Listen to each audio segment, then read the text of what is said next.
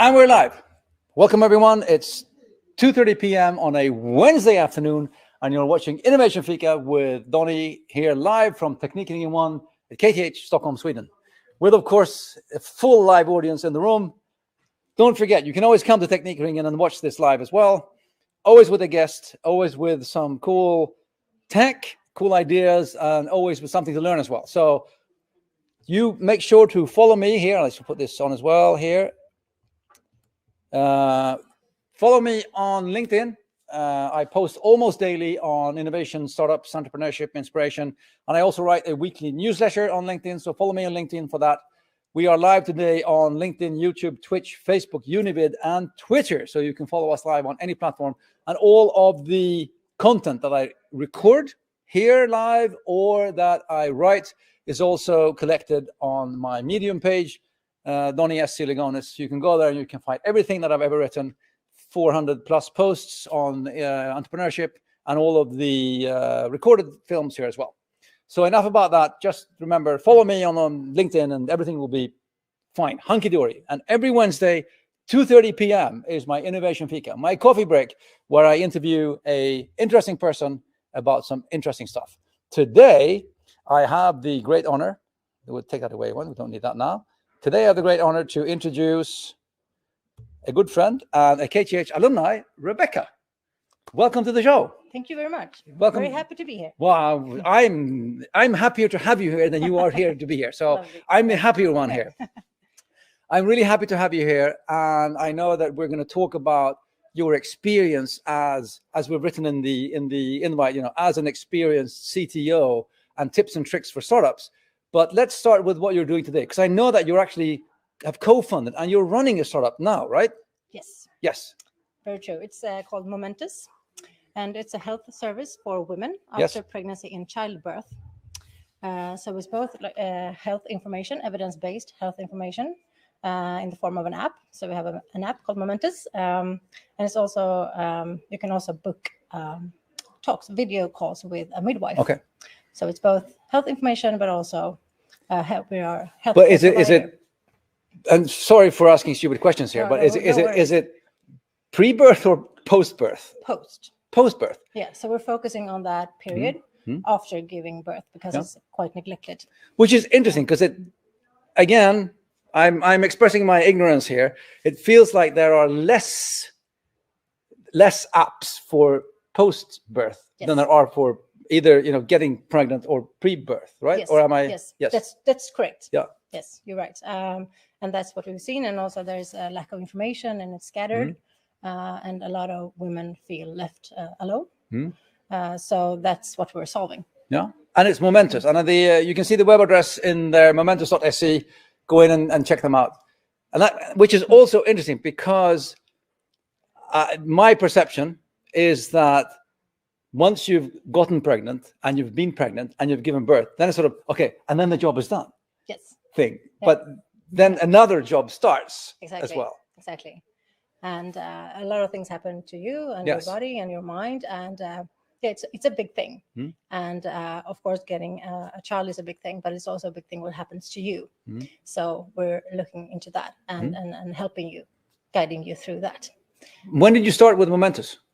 2 years ago, like in 2020. So I'm obviously tech person. So I'm working with doctors and midwives.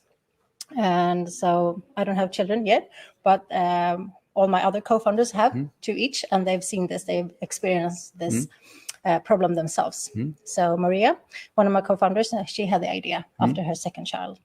So that's, we met in June 2020. And now it's 2022. And when did you release the app, the service? Yes, we released the first version of the app in November last year. So that's a year and a half? No, so like November 2021. Oh, you mean after we started? It was like a year and a half after you sort of met and got together. And yes. So it wasn't just like the week after? No, it was not the week after. No. Yeah. So, which I mean, I'm slowly sort of moving into the subject here today, which is all about the tech and how to think about tech, because it just, I mean, and now you're out with the app, but I'm guessing that everything isn't sort of finished totally never, either. It's never. I know it's never finished. It's never. But it's not, you know, this misconception and this feeling of that everything has to be done today and we have to release tomorrow, but it doesn't take, you know, it takes longer than tomorrow. It takes longer, and we didn't start with this app. This was our MVP, but before that we did a prototype. Yeah. So I think it's very good to start with a prototype, and it doesn't need to be coded either. Ours were the first one was hard coded, so it was a web app, so it wasn't a native app, because we just wanted to try the basics of it and to get feedback from users. So before spending too much time on actually building tech, you built something that you could show and get feedback on. Yes, exactly.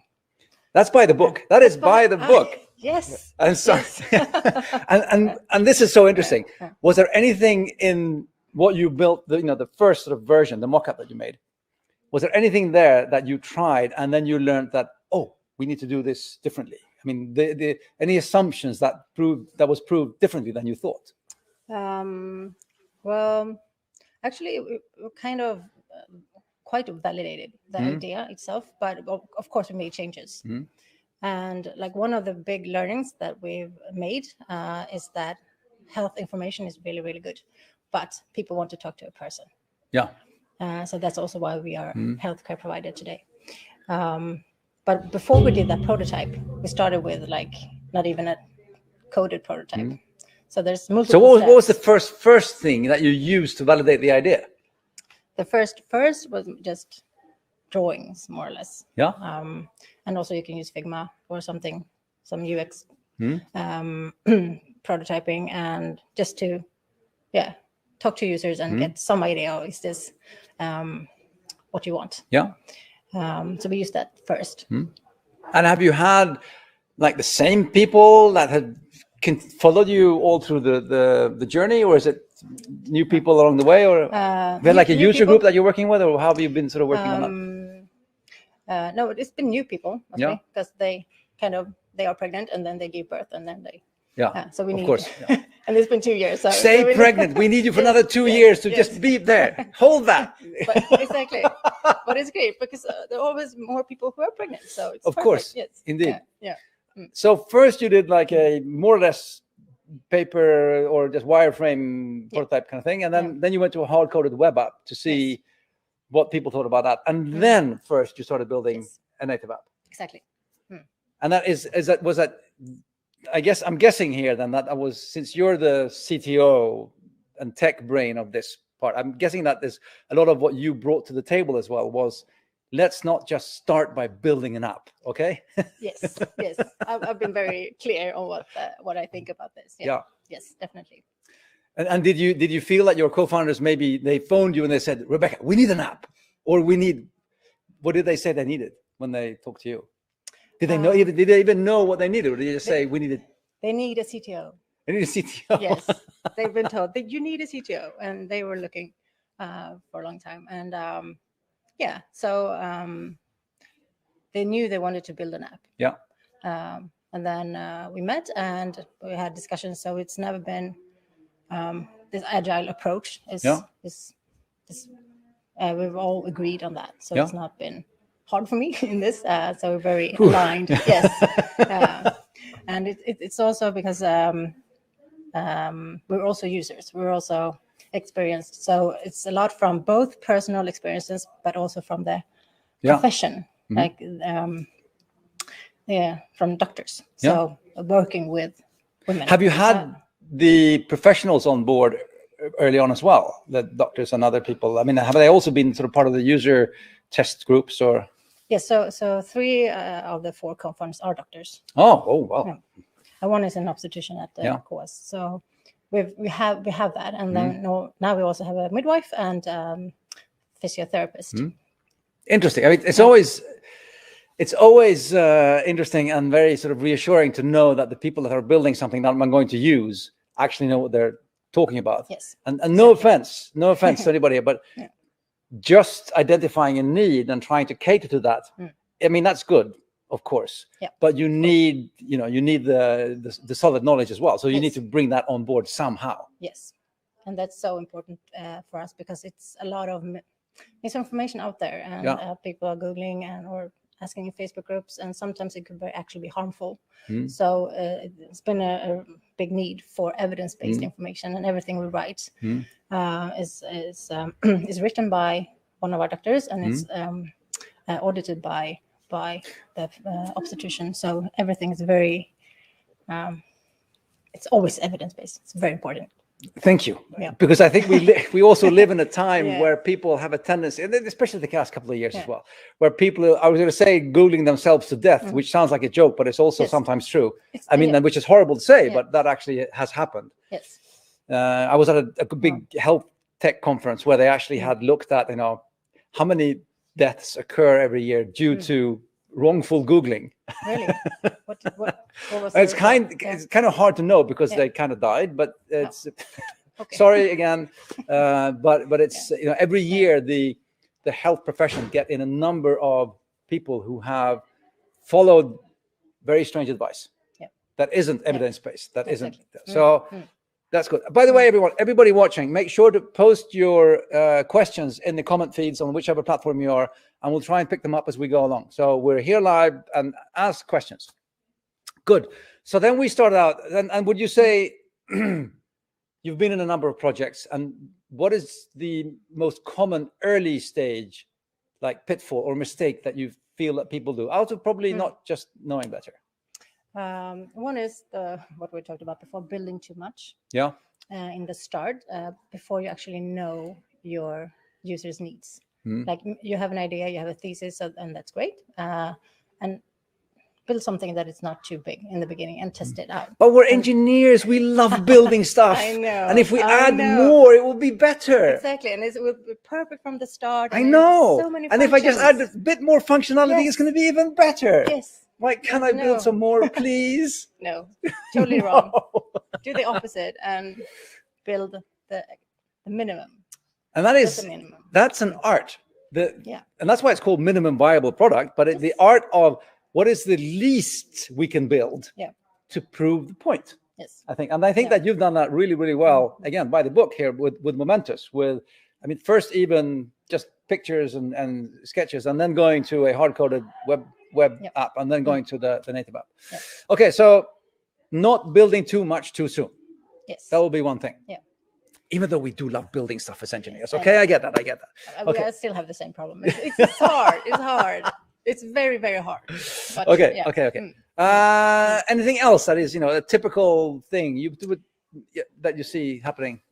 Communication, like it's hard to, if you don't know tech yourself. Yes. It's difficult to communicate with your developers or your tech team. And that's one also common thing that I see a lot, that you think you order something and then you get it back and it's like, this is not what I ordered, but maybe it was. So it's a lot because developing is a very creative work. And it's especially if you order something from abroad, and you need to understand that it's so much work to communicate and to really the whole team to understand what you're doing and why you're doing it. So, and that's a good point. What would you say, if you could say something to any sort of startup founder that is communicating with either tech people or a tech group in Sweden or abroad, sure, what would be the main advice then to me as a startup founder when I'm going to start communicating to tech?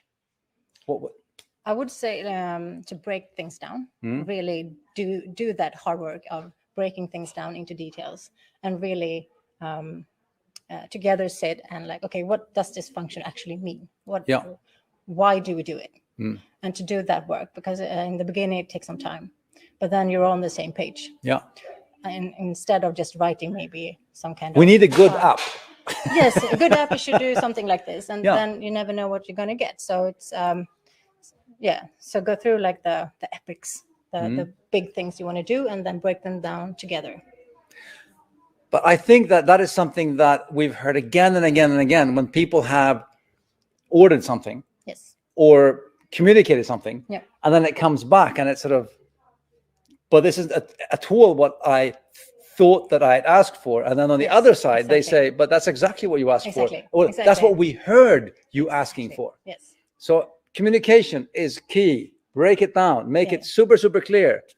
And also it's constant. Yeah, you need to communicate all the time. Like you can't just, even if you do this breakdown in the beginning, you can't let it go later. You have to have meetings all the time, not all the time, but 2 times a week, something, just to make sure that they understood you correctly. And maybe you change your mind a little bit, because sometimes it's you don't know what you want until you actually see what you thought you wanted, and then you realize like, whoa, well, maybe this is not working out. So it's like it's content development. Yeah. And how do you go about? Okay, so I'm a startup founder, and I need tech.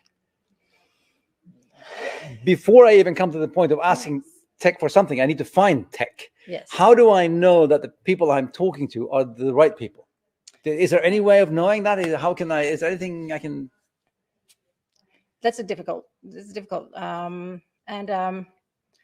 I think also with my experience, like I can ask the right questions, and I can kind of interpret the answers. And it's, if you don't know tech, it's much harder. And I've been thinking about this and how to help people. It is, I would say that you need to try to understand how they think. Like, and it's about pride in their work. Like, to understand, like, how, if we work together, you can ask questions like, if we would work together, how would that look? Or would the workflow look like? How much would I be involved? So that it's not someone, I would not recommend just someone to say that, oh, give us a specification and then we'll do it and we'll come back to you after 2 months. Rather someone that, okay, we really want to understand your business needs, because it's building a product is a business need. So find someone that actually understands that and are willing to actually do that for you and want to take that time to do that for you. That's a really good point, because what you're saying here, and please correct me if I'm wrong, but what I'm hearing you now doing the communication thing here. Yes. Let's try this. We're practicing. Yes. No, what I hear you saying now is, don't only talk about what you want them to do, but also talk about how you want to work together and how that is going to work. And through that, you can understand if it feels like you're communicating with each other. That's how I do it. That's how I you always ask these questions, and to get a feeling if they want to communicate, if it's a hustle, or if it's something, of course. So yes. One problem I find, and this is my experience, is that the problem is that when you speak to some developers, they say yes to everything because they want the job. They want the gig, they want the job. And so whatever I ask them, I'll go, so yeah, sure, yes. And in some cultures, it's also more common that you say yes to everything, and then you fix it as you go along, instead of saying, no, we can't do that. Because if you say, no, we can't do that, you might not, you feel that you won't get the job. And I would just add to this mix of things to think about is, just, don't fall for the first easy yes, because they will say yes to everything. And try and dig one layer deeper into how we're going to make it. Yes, exactly. And that's the same approach. And to get how would you do that? Or like ask them to talk back to you, like, what did I want? There's different techniques, but yes, it's very, that's a tricky one, because you don't want that. So it's really important to get a understanding of the work process. I think that can solve this kind of issues as well, if you really try to communicate. Again, but that's actually a snippet out of the communication handbook. In any communication is that you ask people to repeat back to you what you actually said to them, to hear what they actually think that you said to them. Very good. And then when you read what they said, no, and then you can start actually getting it. Perfect. Anything else to add to early stage, pitfalls that you see that we can try to avoid? We don't have to make all the mistakes. Anything else that is obvious that comes up to mind? Get more talk to several teams or persons, and I would say it's always good to talk to someone. And if you have someone who knows tech, maybe you can ask that person to validate for you, or ask questions for you. Validate, the key word here. We do a lot of validation here at KTH Innovation. And one thing we do here at KTH Innovation, which maybe you could pick up as a startup founder as well, is that when a team comes to us and they might be coders, but they might be junior coders, just that they don't know exactly how to do everything and where they're going, or they're working with external developers. Something we do sometimes is phone people like Rebecka, who are senior developers, and just ask them to come in and say, can you just look at this and give us your opinion, like a second opinion, which is a really, really good way of validating at least that you're on the right way, that you're doing the right thing in the right order. So don't forget to, or don't be afraid to reach out to senior people. Doesn't mean that you're trying to recruit them or pay them lots of money to spend lots of time with you, but they can, an hour spent with a senior CTO or developer will save you a number of hours in going the wrong direction or doing the wrong thing. So the validation part is 100%. This is, as I said, this is a short coffee break chat with people that I know or is in our network, and we're getting to the end of this, so we have to get to the point where we actually, Rebecka gives us her top 3 tips, because all of our guests always come here with some really good tips. Today, we have been speaking to Rebecka Wedlund. She is an experienced CTO, co-founder, startup person with a tech focus. And her top 3 tips for anybody in startup that is working with anything tech, be it an app or a web or anything. Rebecka Wedlund's top 3 tips. Tip number 1 being, oops, that was tip number 2. Tip number 1 being, where did that go? Why haven't, okay, we'll put both of them on there. Start with something small and ugly. Yes. So this is, doesn't have to be ugly, but it can be ugly. So it's what we talked about before. That don't build the whole solution with all the functions to begin with. Start with something really, really small, and it can be ugly. The point is not that it should be super beautiful. You can do that later, but you're testing the functionality and the value that you give to your users. Exactly. So that's the value you're going to test first. And you don't even need to code it. It can be on paper. How is it going to work? Which functionality is it going to actually bring to the table, and to create value for the user? Yeah. So always focus on the value, not the function, the value. Yeah. The Sorry. output. Yeah. Thank you for correcting me. No worries. And tip number 2, then, of course, is remember your users. Yes. So it has to do with point 1. So talk to your users, and just don't assume that you know what they want. And even if you ask them before, you have a thesis of what you're going to build it, and then test it. And because what you say is not the same thing as what you actually do. So if you give them something to hold in their hand and actually start thinking out loud, asking to think out loud, what's happening, what do you want to do, what happens if you push that button, what do you think would happen? And then you will learn so much. And then you're going to build a better product and a better one and a better one. So don't forget your users, remember them, and bring them along all the whole journey.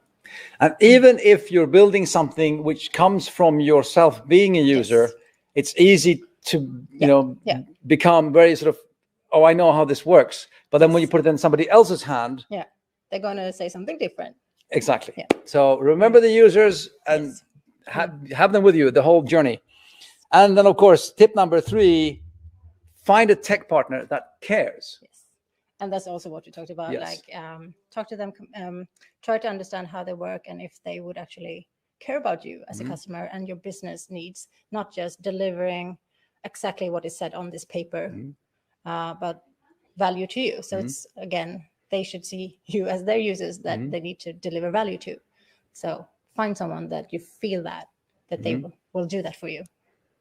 And I can only second, I can nod, and I cannot stress that enough, because whatever you start by doing, you'll end up with kind of something else because the road is like this, and you'll be doing small pivots and changes as you testing with your users. So your first specification that you write day 1 3 years ago is not what you see in App Store 3 years later. Not exactly. That's a very important point as well that we didn't talk about. Like, that happens. always, and it's a good thing. So don't be afraid of changes. No. Don't be afraid to change your original idea, because then you'll get stuck. So change is your friend. It's a good point. Yeah. Evolve. Exactly. Innovate. Yes. Innovate and iterate. Yes. Wonderful. Thank you so much, Rebecka, for those top 3 tips. And thank you for joining the show today. I'm really happy to have you here. It's super nice to have you back at KTH, and nice. Really nice to see you starting up your own, together with your co-founders, your own startup now, Momentus. Good luck with that. Thank you very much. And it's so interesting and also that's a startup founder tips. If you're looking for an idea, when you're looking for needs, just as you found a need which was more or less uncharted, the whole sort of post-birth part, which has an equally big need or even bigger need in other things. So there's always a new need out there. Just make sure to find good needs, speak to people, speak to users, and then when you get to a point that you want to start actually building something, speak to somebody like Rebecka or Rebecka. For me. Or Rebecka. Yes. And just to validate your idea and just get a second opinion on tech is super important. Thank you so much. Again. Thank you for having me. It was a pleasure. See you. Oh, thank you so much. See you all next week, Wednesday, 2:30 p.m. Innovation Fika. You know where to find us. You know where to find me, LinkedIn, and all of the other channels. For now, I will say thank you very much. Have a fantastic Wednesday and a great rest of the week.